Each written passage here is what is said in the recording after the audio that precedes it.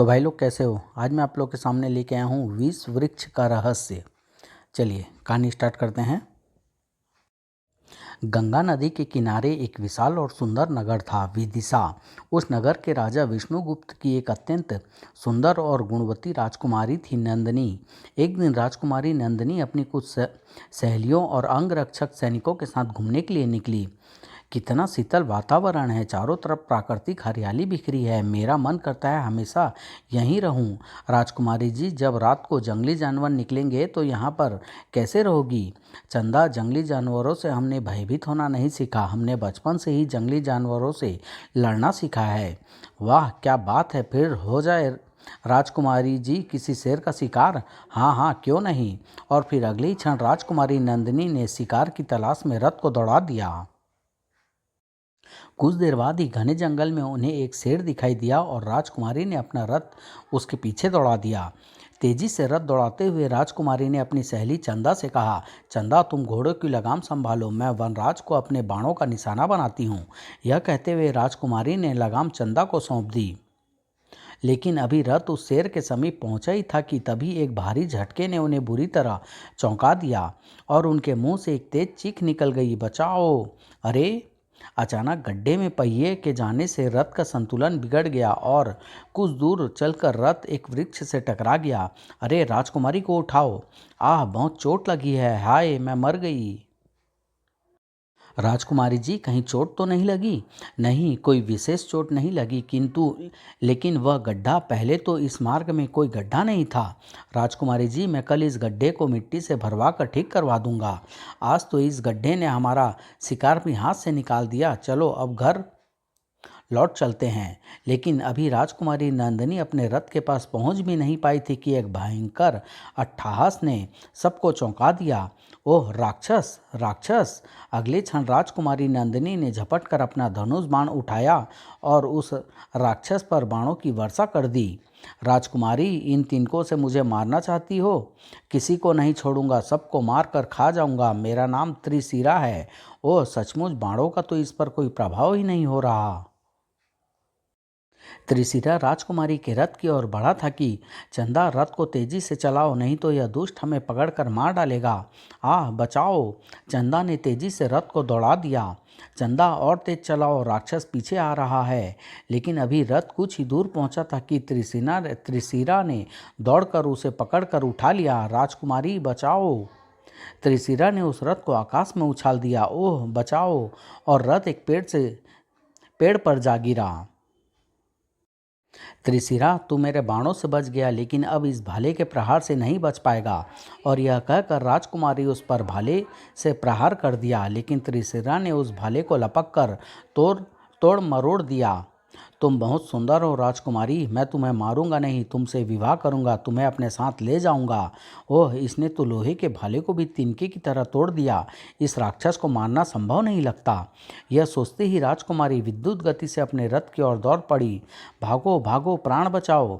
लेकिन अभी राजकुमारी अपने रथ पर सवार हुई थी कि अब तुम्हें कौन बचाएगा? ओह, राक्षस ने मेरी सहेलियों को पकड़ लिया है, किसी न किसी तरह इन्हें बचाना ही होगा। राजकुमारी ने एक बार फिर त्रिशिरा पर बाण चलाया। त्रिशिरा के हाथ में बाण लगते ही लड़कियां नीचे गिर पड़ी। राजकुमारी, तुमने इन लड़कियों को मेरे हाथ से छुड़ा दिया, लेकिन अब तुम नहीं बचोगी। राजकुमारी नंदिनी दूसरे रथ पर सवार होकर भाग निकली। राजकुमारी, कहीं भी भाग जाओ, लेकिन मैं तुम्हें नहीं छोड़ूंगा, तुम्हें मुझसे विवाह करना ही पड़ेगा। कुछ ही देर में राजकुमारी तेजी से रथ दौड़ाती हुई नगर में प्रवेश कर गई। द्वारपाल, जल्दी से द्वार बंद कर लो, पीछे एक भयंकर राक्षस आ रहा है। ओह राक्षस! और राक्षस के वहां पहुंचने से पहले ही द्वारपाल ने द्वार बंद कर लिए। त्रिशिरा राक्षस के आगमन का समाचार सुनते ही कुछ ही देर में द्वार के पीछे बहुत से सैनिक पहुंच गए। क्रोधित राक्षस ने वृक्षों को उखाड़कर फेंकना शुरू कर दिया। राजकुमारी, यदि तुमने मुझसे विवाह नहीं किया तो मैं पूरे नगर को नष्ट कर दूंगा, किसी को जीवित नहीं छोड़ूंगा। राजकुमारी नंदिनी राजमहल में अपने पिता राजा विष्णुगुप्त के पास पहुंची। नंदिनी, तुम आ गई। अभी हमने किसी राक्षस के आने की खबर सुनी तो हम बेचैन हो उठे। पिताजी, जंगल में उस राक्षस ने मेरी कई सहेलियों को मार डाला, मैं मुश्किल से बच कर आई हूँ। कुछ ही देर में सेनापति मांडव्य उस कक्ष में पहुंचा। महाराज, वह राक्षस चला तो गया, लेकिन जाते हुए राजकुमारी को उठाकर ले जाने की धमकी दे गया है। नहीं, हम उस राक्षस को राजकुमारी की परछाई भी नहीं छूने देंगे। हम उस राक्षस का सर्वनाश कर देंगे। महाराज, उस राक्षस से राजकुमारी की सुरक्षा का तुरंत कोई प्रबंध कीजिए। तुम चिंता मत करो रानी, हम आज ही राजगुरु से मिलकर उस राक्षस को मारने का उपाय पूछ लेंगे। उसी दिन राजा विष्णुगुप्त राजगुरु से मिलने शिव मंदिर में गए। राजगुरु प्रणाम। गुरुदेव प्रणाम। आयुष्मान भव। आओ राजन, सब कुशल तो है?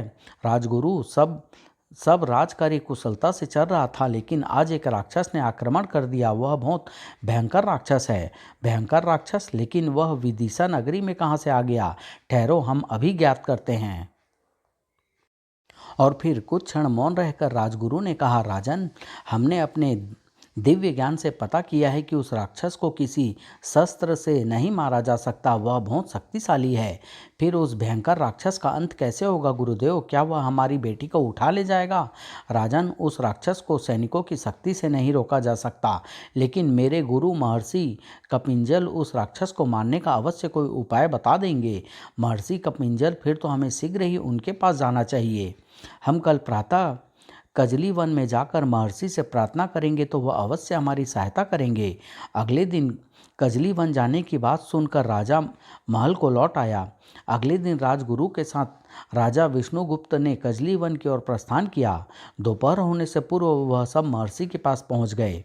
राजगुरु से भयंकर राक्षस के प्रकोप की सारी कहानी सुनकर महर्षि कपिंजल ने कहा, चिंता मत करो राजन, उस राक्षस को मारने का अवश्य कोई उपाय हम तुम्हें बताएंगे, लेकिन पहले हम उस राक्षस के संबंध में सब कुछ जान लेना चाहते हैं। और तभी महर्षि ने अपने दंड को उठाकर आकाश में लहराया। महर्षि के दंड से कुछ किरणें निकली और फिर त्रिशिरा की आकृति बनती चली गई। त्रिशिरा की आकृति को देखते ही सेनापति ने तुरंत कहा, महर्षि, यही है वह त्रिशिरा राक्षस। ओह, कितना भयंकर राक्षस है। और फिर उस आकृति के लुप्त हो जाने पर महर्षि मुस्कुरा कर बोले, यह दंड ले जाओ राजन, और नगर के चारों ओर इस दंड से एक रेखा खींच देना, फिर वह राक्षस नगर में प्रवेश नहीं कर सकेगा। महर्षि कपिंजल से दंड लेकर राजा विष्णुगुप्त अपने नगर को लौट गया। उसी दिन नगर के चारों ओर उस दंड से रेखा खींच दी गई। अभी दंड से रेखा खींचे हुए कुछ ही दिन बीते थे कि एक दिन फिर त्रिशिरा आ गया। सैनिकों ने मुख्य द्वार बंद कर लिया तो वह वृक्षों को उखाड़ कर फेंकने लगा। राजा विष्णुगुप्त तुरंत मुख्य द्वार पर पहुंचे। नंदिनी भी उनके साथ थी। ओह, हट जाओ, हट जाओ। कुछ देर बाद त्रिशिरा ने नगर का मुख्य द्वार तोड़ दिया, लेकिन जब उसने भीतर प्रविष्ट होना चाहा कि तभी, ओह बचाओ बचाओ, मैं जल गया। कुछ ही देर में त्रिशिरा जलकर नष्ट हो गया। तभी नंदिनी ने अपने पिताजी से कहा, पिताजी, नगरवासियों को आदेश दीजिए कि सब खुशियां मनाएं, पूरे नगर को दीपावली की तरह खूब सजाएं। नहीं बेटी, अभी नहीं, पहले हम महर्षि कपिंजल के पास इन्हें इस कार्य के लिए धन्यवाद देने जाएंगे। और फिर उसी दिन राजा विष्णुगुप्त राजगुरु और नंदिनी के साथ महर्षि कपिंजल से मिलने चल दिए। महर्षि कपिंजल के सामने पहुंचकर महर्षि प्रणाम, भगवान विष्णु की अनुकंपा से त्रिशिरा राक्षस मारा गया। राजन, भगवान विष्णु की अनुकंपा नहीं, मेरी अनुकंपा से वह भयंकर राक्षस मारा गया है। मैं ऐसे भयंकर राक्षसों को पलक झपकते मार सकता हूँ। ओह, इतना अभिमान! हाँ हाँ महर्षि, सचमुच आपकी अनुकंपा और शक्ति से त्रिशिरा मारा गया है। राजन, भय मुक्त होकर राज्य करो, तुम्हें कोई कष्ट नहीं होगा। मेरे रहते कोई तुम्हें भयभीत नहीं कर सकेगा। महर्षि को प्रणाम कर राजा विष्णुगुप्त नगर को लौट गया। अगले ही दिन विदिशा नगर से दूर अपने निवास कैलाश पर्वत पर भगवान शिव स्नान करके लौट रहे थे। नंदी अभी जंगल से फल लेकर नहीं लौटा था। तभी पार्वती की दृष्टि शिव पर पड़ी। ओह, कैलाशपति स्नान करके भी लौट रहे हैं और अभी तक नंदी का कुछ पता नहीं। ओह, वह आते ही फलाहार के लिए कहेंगे तो मैं उन्हें क्या उत्तर दूंगी। तभी कुछ सोचती हुई पार्वती जल्दी से गुफा में चली गई। कुछ देर बाद, पार्वती, हम स्नान करके लौट आए हैं, तुम जल्दी से फलाहार ले आओ, आज बहुत जोर की भूख लगी है। अभी आई स्वामी, आप आसन ग्रहण कीजिए। ओह, अब मैं क्या करूं? कोई बहाना भी तो नहीं बना सकती। तभी कुछ सोचकर पार्वती मन ही मन पुलकित हो उठी और पूजा का थाल सजाकर बाहर आई। पार्वती, फलाहार कहाँ है? हमें भूख लगी है। कैलाशपति, पूरा ब्रह्मांड आपकी पूजा करता है, क्या मुझे अपनी पूजा का अवसर नहीं दोगे? ठीक है, लेकिन पूजा जल्दी समाप्त करना, हमें बहुत जोर की भूख लगी है। इधर पार्वती ने पूजा पूरी भी नहीं की थी कि नंदी आता दिखाई दिया। शिव भी पूजा की वास्तविकता जान गए थे। ओह, नंदी आ गया। ओह, नंदी के फल लाने में देर हो गई थी, इसलिए पार्वती ने पूजा का यह नाटक किया। बहुत निपुण है पार्वती। नंदी ने फलों की टोकरी शिव के सामने रख दी। लीजिए महादेव, आपके फलाहार के लिए अपने हाथों से चुन चुन कर लाया हूँ। कुछ फल खाने के बाद शिव ने एक फल को खाना शुरू ही किया था कि ओह नहीं, इतना कड़वा! बुरी तरह मुंह बनाते हुए शिव ने उस कड़वे फल को थूक दिया। शिव द्वारा थूका फल पृथ्वीलोक में विदिशा नगरी के समीप गंगा के किनारे जाकर गिरा। फल के गिरने से जमीन पर एक बड़ा सा गड्ढा बन गया था। अभी शिव ने उस कड़वे फल को थूका ही था कि देवर्षि नारद वहां पहुंच गए। नारायण नारायण! ओह नारद, आओ देवर्षि, आपका स्वागत है, फलाहार कीजिए। महादेव, कड़वे फल का आहार, और यह आपने क्या किया? आपके विषयुक्त मुंह से निकला वह फल तो पृथ्वी पर विनाश कर देगा। कुछ कहने से पहले शिव मुस्कुरा दिए। अब तो जो होना था वह तो हो चुका देवर्षि, अब कुछ नहीं किया जा सकता। उधर त्रिशिरा राक्षस के मारे जाने से विदिशा में सब लोग निर्भय होकर जीवन यापन कर रहे थे। नगर में पहले जैसी शांति लौट आई थी, चारों ओर खुशियां बिखर रही थी। कुछ दिनों बाद गंगा नदी के किनारे उस गड्ढे में एक विचित्र सा वृक्ष उग आया था, जिसमें शिव द्वारा थूका हुआ कड़वा फल गिरा था। और फिर देखते ही देखते उस विचित्र वृक्ष ने विशाल रूप धारण कर लिया था और उसमें सुंदर फल निकल आए थे। अरे देखो, यह कैसा विचित्र वृक्ष है! अरे, इस पर कैसे लाल लाल फल लगे हैं! उस वृक्ष के सुंदर फलों को देखकर लोग अपने को नहीं रोक सके और फल तोड़ने के लिए उस वृक्ष पर चढ़ गए। उन लोगों ने कुछ फल तोड़कर नीचे फेंके और कुछ फल स्वयं खाने लगे। मेरा है, मैं लूँगा, ओह कितना मीठा है! लेकिन अभी वह वृक्ष पर बैठे युवक ने वह फल खाया ही था कि ओह, मेरा सिर क्यों चकरा रहा है!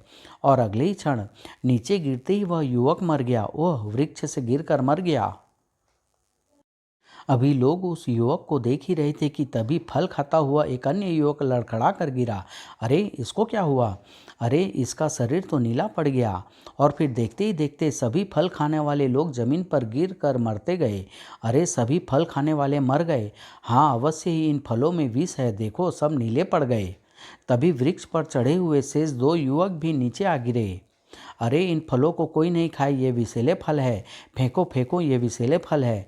और फिर सभी ने उस विषैले फलों को फेंक दिया। सैनिकों ने जब विषैले फलों से लोगों को मरने का समाचार राजा विष्णुगुप्त को दिया तो वह आश्चर्यचकित रह गया। महाराज, उस विचित्र वृक्ष के फल खाकर अनेक लोग मृत्यु का शिकार हो गए हैं। सभी मरने वालों के शरीर नीले पड़ गए हैं। विषैला वृक्ष, लेकिन पवित्र गंगा नदी के किनारे विषैला वृक्ष कैसे उगाया? ये कहानी मैं यहीं समाप्त कर रहा हूँ। बहुत जल्द इसका अगला भाग लेके आऊँगा। धन्यवाद।